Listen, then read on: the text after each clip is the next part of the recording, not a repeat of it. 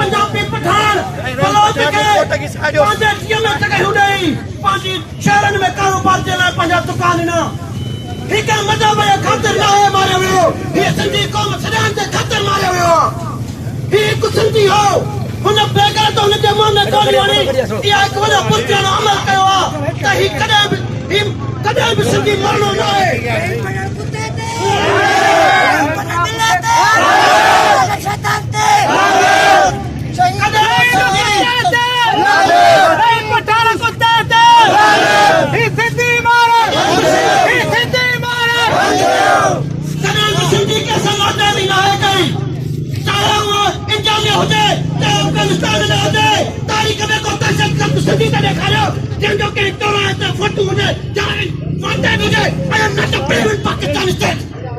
पाकिस्तानी दहशत गर्दी आहे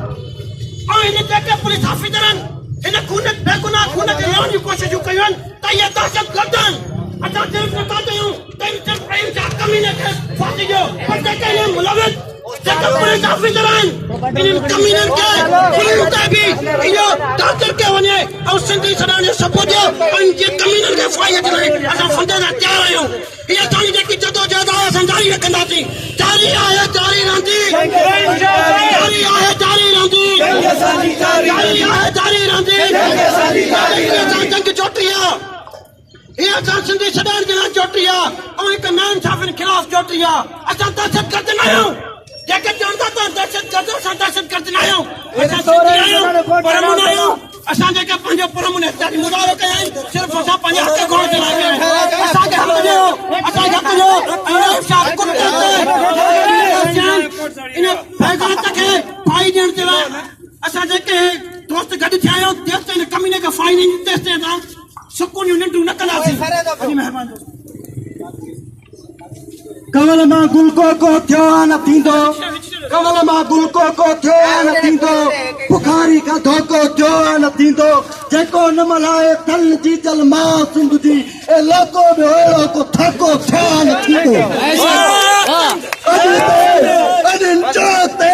जेके सिंधी गॾिजाइनि जेके शहीद सिंधू ते बाबा बशीर खान कुरैशी जा पैरोकार जेके पैगंबर सिंध रहबर सिंध साईं जैन से नज़र के मनींदड़ हिते गॾिजाइनि जाॾनि पार्टियुनि जा जियाला असां उन्हनि जा शुक्रगुज़ार आहियूं असां उन्हनि खे ते दिल जो दुआ कयूं था वरी ॿियो दफ़ो बंदि कंदासीं सुनामी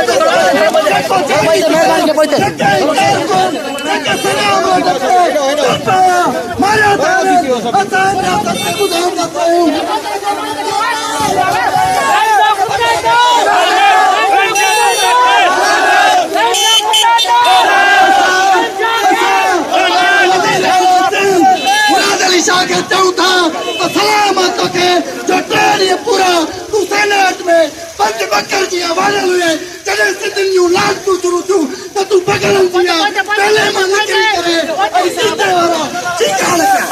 असां चऊं था पिया त असां हर हाल में चई दिलशा राजाणी जे कातिल खे सूली ते लटकाईंदासीं उनखे फांसी ते चढ़ाईंदासीं आराम जी निंड कंदासीं तुंहिंजो देश तुंहिंजो देश माण्हू मारण ये गुंडागर्दी ये दहशतगर्दी सिंधी मारण पठान मारण बलोच मारण ये कौम मारण इंसान मारण ये मारा मारी ये दहशतगर्दी ये गुंडागर्दी ये दहशतगर्दी